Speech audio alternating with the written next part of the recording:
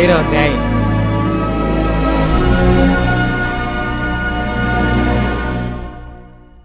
जब उहाँ मन्दिरबाट निस्कँदै हुनुहुन्थ्यो तब उहाँका चेलाहरूमध्ये एकजनाले उहाँलाई भने, हेर्नुहोस् गुरुज्यू, कति ठूला ठूला ढुङ्गाहरू र कति भव्य भवनहरू। यसुले तिनलाई भन्नुभयो, यहाँ त एउटा ढुङ्गामाथि अर्को ढुङ्गा नछोडिने गरी सबै भत्काइनेछन्। अनि उहाँ मन्दिरको सामुन्ने जैतुन डाँडामा बस्नुहुँदा पत्रुस, याकुब, यूहन्ना र अन्द्रियासले उहाँलाई गुप्तमा सोधे, हामीलाई भन्नुहोस् यी घटनाहरू कहिले हुनेछन् र यी सब कुरा पूरा हुनका निम्ति के चिन्ह हुनेछ? यसुले तिनीहरूलाई भन्नुभयो, होशियार रहो, कसैले तिमीहरूलाई भ्रममा नपारोस्। धेरैजना मेरो नाउँमा म उही हुँ भन्दै आउनेछन् र तिनीहरूले धेरैलाई भ्रममा पार्नेछन्। जब तिमीहरूले लडाईँ र लडाईँहरूको हल्ला सुन्नेछौ तब नडराओ, यस्ता घटनाहरू हुनु आवश्यक छ, तर अन्त्यको दिन आउनु अझ बाँकी नै छ।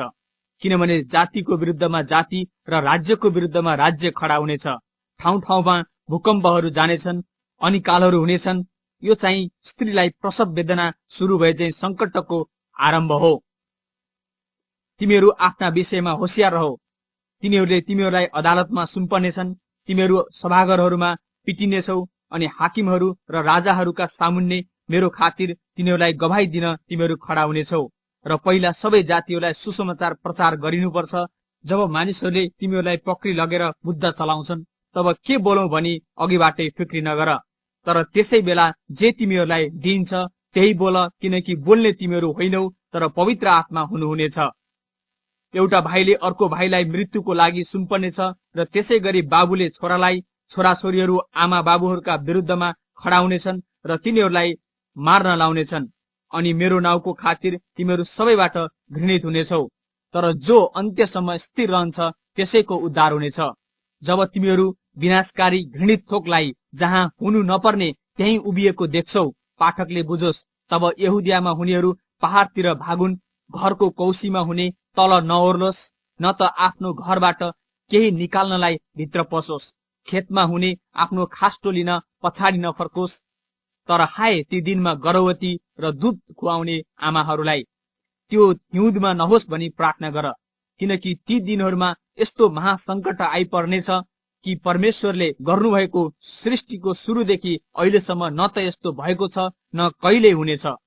यदि परमेश्वरले ती दिन नघटाउनु भएको भए त कुनै मानिस बाँच्ने थिएन, तर उहाँले चुन्नुभएकाहरूका खातिर ती दिन घटाउनु भएको छ।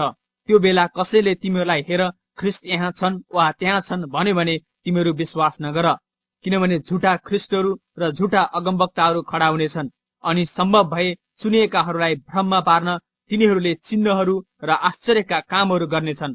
तर तिमीहरू चाहिँ होशियार रहो, हेर मैले तिमीहरूलाई सबै कुरा अघिबाटै भनिदिएकै छु। तर ती दिनमा त्यस महासंकटपछि सूर्य अँध्यारो हुनेछ र चन्द्रमाले आफ्नो चमक दिने छैन, ताराहरू आकाशबाट खस्नेछन् र आकाशमा भएका शक्तिहरू डगमगाउनेछन्। अनि त्यस समयमा मानिसहरूले मानिसको पुत्रलाई शक्ति र महिमासित बादलमा आउँदै गरेको देख्नेछन्।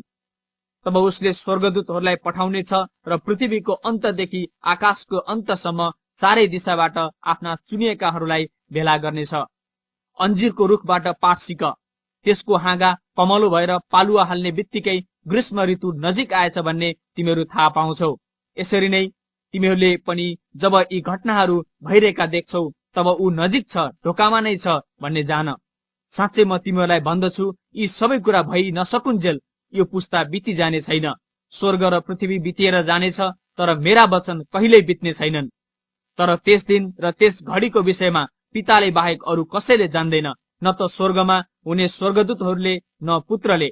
होशियार हो, जागा बस र प्रार्थना गर, किनकि त्यो बेला कहिले आउने हो सो तिमीहरू जान्दैनौ।